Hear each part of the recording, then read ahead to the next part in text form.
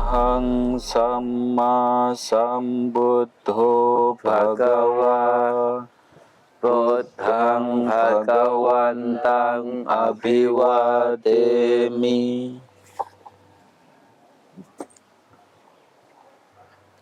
Swagato Bhagavata Dhammo Dhammang Namasami.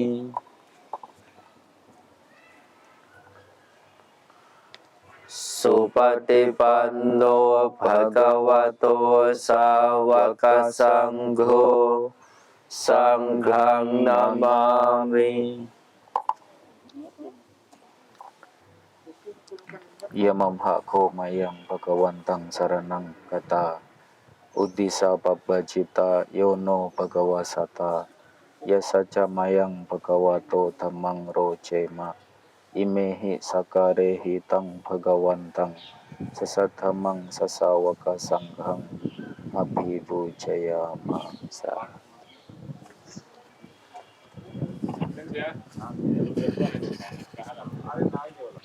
Pagi hari ini tanggal berapa ya? 15. Oh ya. Sering di bulan Februari kunjungan atau trip ke tempat-tempat suci dalam riwayat kehidupan Sang Guru Agung di India itu berdekatan sekali dengan peristiwa besar di bulan Magha yang umumnya jatuh di bulan Februari juga. Hanya karena tahun ini ada penambahan bulan sehingga Magha Puja yang biasanya diselenggarakan di bulan Februari itu untuk tahun ini jatuhnya di bulan Maret.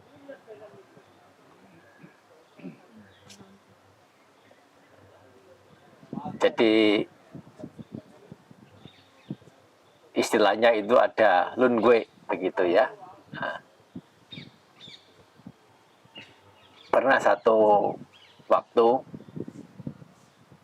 4-5 tahun yang lalu ya,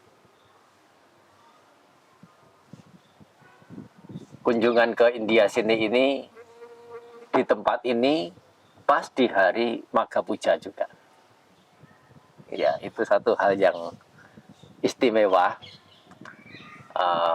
hari Uposatha di bulan Magha dan sedang berada di tempat ini juga, yaitu mengingat peristiwa Sang Buddha membabarkan Owada Patimokkha. Sebagaimana tadi di depan ada tulisan Owada Patimokkha.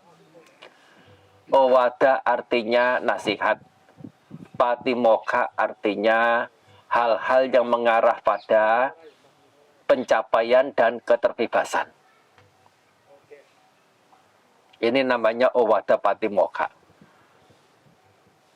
Kita sering mendengar juga kata Patimokkha, yang itu berkaitan dengan tata aturan kebikuan. Sedikit banyak istilahnya ini ada keterkaitan, tetapi permaknaan antara keduanya, yaitu Owada Patimokkha yang disampaikan oleh Sang Buddha kepada 1250 orang biku, sebagaimana tadi Bante Wirasilo menjelaskan, itu berbeda dari permaknaan Patimokkha yang sekarang dipakai, yang mana yang dituju adalah tata aturan kebikuan. Dalam Owada Patimokkha, Sang Buddha ya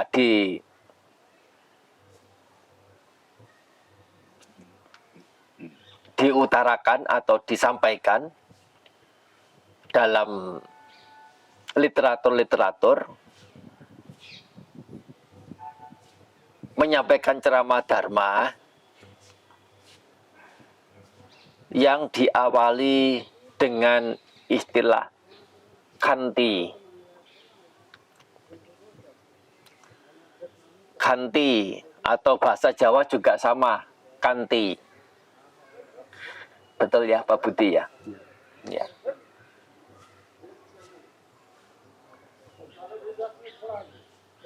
Khanti ini dijunjung oleh Sang Buddha setara dengan nibbana.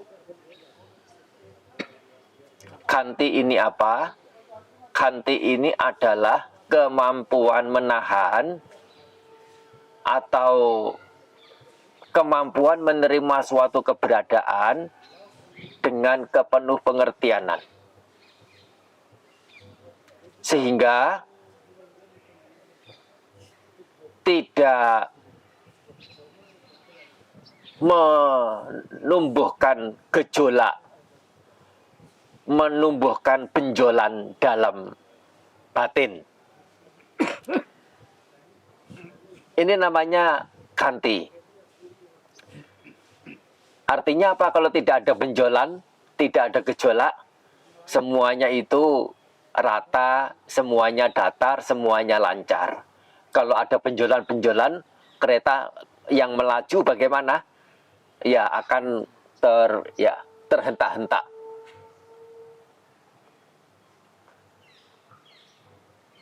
Dan itu yang artinya nama lain dari kelancaran, kedamaian, kebahagiaan. Walaupun kita sudah terlanjur menerjemahkan kata khanti itu adalah kesabaran. Ya.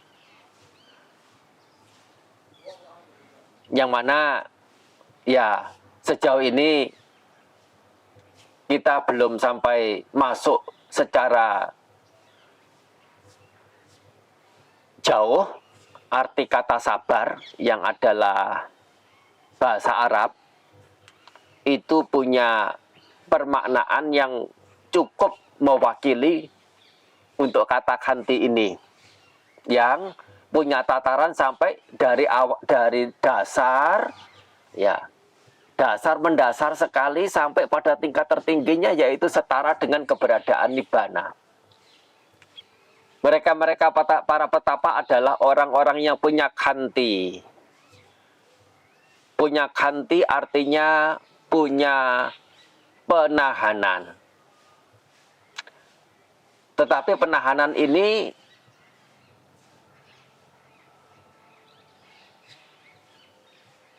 bukan penahanan yang dilakukan secara membuta. Pokoknya tidak tahu menahu dengan urusan apa yang di luaran sana. Atau penahanan yang muncul melalui cara-cara yang keliru.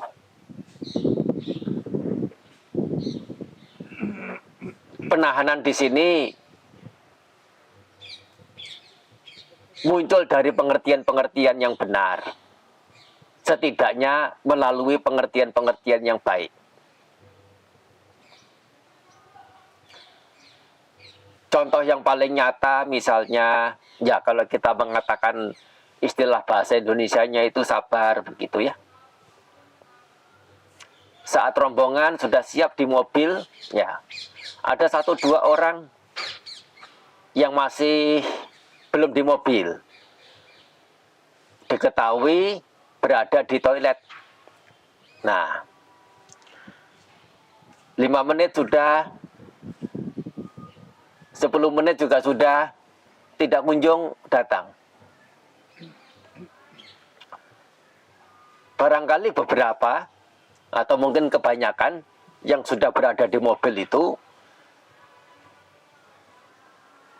merasa iritasi di dalam sudah. Ada rasa tidak nyaman dengan diwarnai oleh sedikit banyak itu ketidaksukaan, kebencian. Atau bahkan sampai menggerutu. Atau bahkan sampai membicarakannya dengan orang sekitar. Sebetulnya apa yang sedang terjadi itu adalah bentuk ketidakadaan ketahanan. Tidak adanya khanti. Meloloskan kebencian, ketidakpuasan itu muncul. Tetapi kalau ada kepengertianan, apa itu khanti? Menerima suatu keberadaan dengan kepenuh pengertianan. Kalau ada kepengertianan, loh, yang di kamar kecil sekarang ini itu punya niatan sengaja untuk membuat kita itu terlambat perjalanan kita, tidak. Sengaja untuk membuat kita itu menjadi muncul iritasi, tidak puas, punya pemikiran jahat agar orang-orang yang lain itu muncul kebenciannya lewat upaya saya seperti ini. Dia tidak punya niatan itu. Dan sesungguhnya dia sendiri juga stres juga. Ini kenapa tidak selesai-selesai nih perut ini? Aku pengen cepat. Tapi apakah bisa diajak kompromi untuk setiap waktunya? Kalau kita berpikir di posisi orang yang sedang berada di toilet, ini satu contoh saja ya, bukan kasus ya. Kalau kita dengan kepenuh pengertianan, mengerti yang di kamar kecil semestinya tidak ada niatan, tidak ada kehendak, dalam garis bawah itu buruk, sengaja membuat program itu kok kacau, sengaja membuat kita itu terpicu, kebenciannya tidak ada. Dan sesungguhnya dia sendiri juga sedang dalam situasi ya menderita. Menderita jasmaninya juga menderita batinnya. Menderita jasmaninya ya dia tidak enak dengan tubuhnya, menderita batinnya dia merasa ya tertekan, harus segera pergi menuju bersama dengan rombongan. Nah, kalau kita mampu memunculkan kepengertianan seperti ini, dia juga tidak sengaja, dia juga sedang sakit, menderita, ya apa yang mau dipersalahkan dari dia, ya sudahlah. Kita sudah terlanjur bareng, konsekuensinya juga bareng. Yang mana ini semua bisa terjadi kepada siapa saja, termasuk terjadi kepada diri saya sendiri. Dengan demikian, dengan kepengertianan demikian ini muncul dalam diri, muncul dalam hati, muncul dalam pikiran, masih akan munculkah rasa iritasi, rasa gelisah, resah, tidak nyaman, bahkan sampai ya menggerutu? Nah, tidak akan muncul. Keberadaan tidak munculnya ini sebutannya adalah punya khanti. Ini adalah penjelasan khanti di tingkat paling awalan, paling mendasar. Sampai khanti pada tingkat tingginya adalah apa? Melihat semua fenomena sebagai yang tidak ada diri.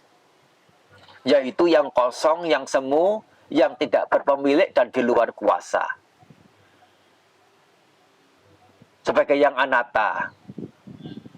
Dan semua yang tidak ada inti, tidak ada diri, termasuk juga nibbana, adalah sesuatu yang tidak patut untuk dilekati, tidak patut untuk disenangi, termasuk nibbana itu sendiri. Jangan bingung ya. Nah.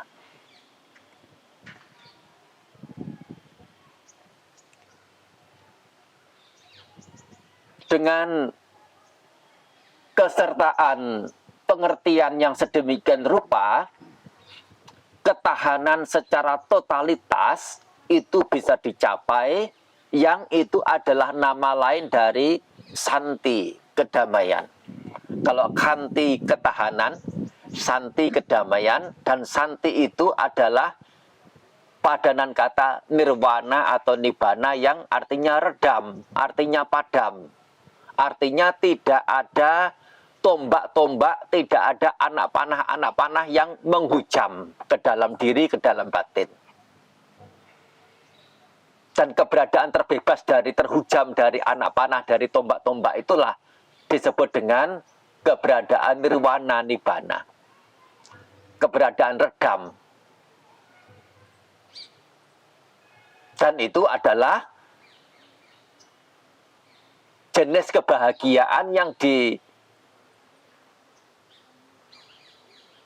dimuliakan oleh Sang Buddha. Sebagaimana Sang Buddha punya ajaran Nathisanti parang sukhang, yang artinya kebahagiaan selain dari ketenangan atau keredaman atau kepadaman adalah tidak ada. Oleh karena kalaupun ada jenis-jenis kebahagiaan yang lain, kebahagiaan semuanya itu sedikit banyak ditukar oleh sekian jumlah penderitaan-penderitaan. Baik dalam rangka mengupayakannya, sampai sewaktu mendapatkannya, sampai saat menggunakannya, sampai kemudian dampak dari mendapatkannya itu. Semuanya itu memberikan konsekuensi yang tidak sedikit. Yang semuanya itu tentu hal yang tidak menyenangkan. Yaitu untuk mendapatkan kebahagiaan perlu usaha, perlu mencari, bahkan tidak sedikit dalam rangka mencari itu melakukan keburukan yang ujungnya merugikan diri sendiri. Dan semuanya yang diupayakan belum tentu berhasil.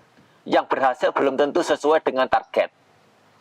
Setelah didapat, barusan mendapat, bukan kebahagiaan murni yang didapat, tetapi dibuntuti, diikuti oleh satu hal. Namanya adalah kecemasan.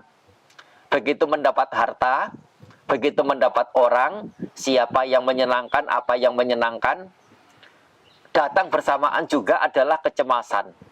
Kecemasan itu satu hal yang menyenangkan ataukah menyakitkan? Siapa yang ingin menjadi cemas?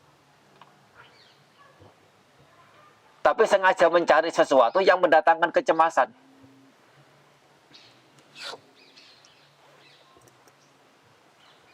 Nah, ini. Kecemasan itu adalah penderitaan. Kalaupun kesenangan datang, tetapi ada semacam yang mendompleng ikut kecemasan. Menjaganya bagaimana, sampai harus ada security, sampai harus ada gembok, sampai ada safety box, sampai ada satpam, semuanya dalam rangka menjaga untuk mengatasi kecemasan ini. Cepat atau lambat, hal-hal menyenangkan, baik barang ataupun orang, siapapun yang dicinta, siapa yang dicinta? Ya orang-orang yang menyenangkan, orang-orang yang dia butuhkan. Siapa yang paling utama yang dicinta? Adalah dirinya sendiri. Nah ini takut sakit, takut ya segala macam hal yang bisa mengecewakan diri sendiri, termasuk juga yang namanya kematian itu siapa yang tidak gentar. Kalaupun merasa takut, orang-orang yang dicinta itu ya mengalami penderitaan, mengalami kematian, termasuk barang-barang yang dia miliki, itu tidak seperti, nah kalau dirinya ya harus menghadapi yang namanya kematian ini. Hal-hal yang menyenangkan itu cepat atau lambat akan terpisah, dan keterpisahan dari hal-hal yang menyenangkan itu namanya adalah kekecewaan. Dan kemunculan kekecewaan ini kebahagiaan ataukah penderitaan? Orang yang pintar menginginkan kebahagiaan ataukah penderitaan? Dan orang-orang yang menginginkan kebahagiaan, bisakah membiarkan diri dalam kekecewaan? Nah ini, dan lebih dari itu,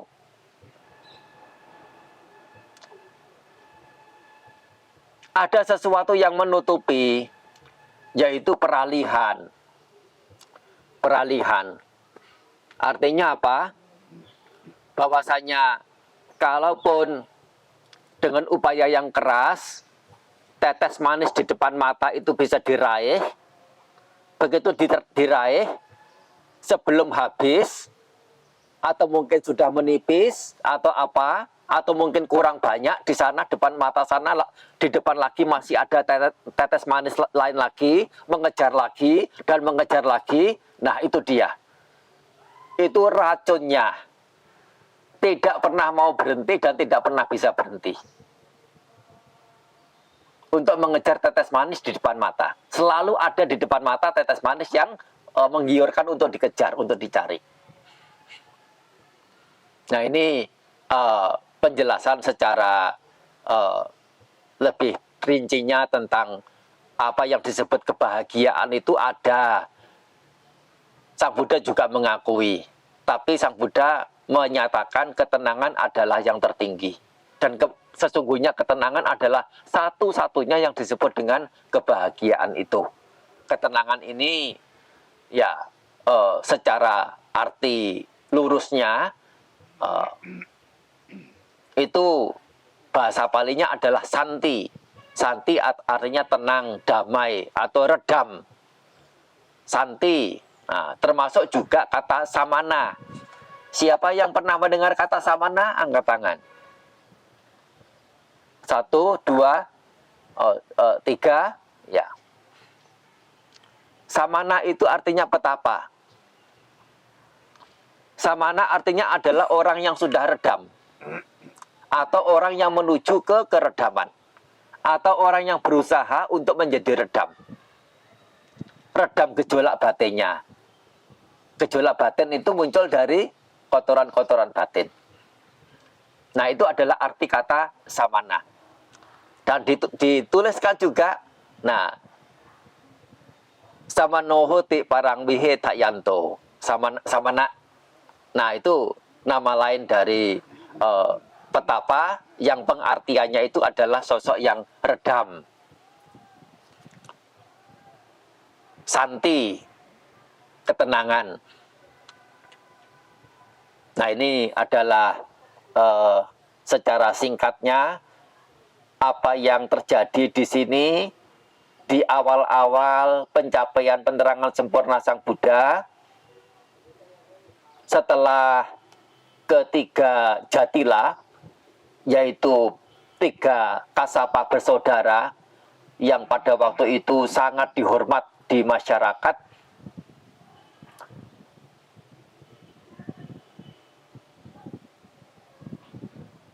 Menjadi siswa beliau,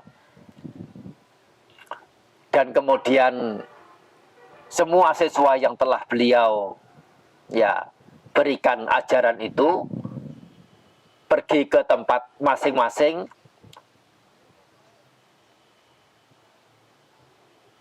kembali di tempat ini tanpa ada, ya diceritakan tanpa ada perjanjian di bulan purnama, di hari purnama bulan Magha. Di tempat ini Sang Buddha membabarkan Owada Patimokkha yang isinya diawali dengan Kanti Paramang Tepoti Tika Nibbanang Paramang Wadanti Buddha. Nah, termasuk juga Sabba Papasa Akaranang Kusalasu Pasampada Sakcita Paryoda Panang Etang Buddha Nasa Senang. Nah, itu juga lanjutan dari Owada Patimokkha ini. Kanti Paramang Tepoti Tika, ketahanan, ya ketabahan adalah cara pelatihan diri yang paling tinggi. Nah ini Nibbanang Paramang Wadanti Buddha. Nibbana adalah tertinggi. Demikian para Buddha punya ujaran, punya tutur kata. Sabab papa saakaranang, tidak melakukan segala keburukan. Kusala supa sampeda,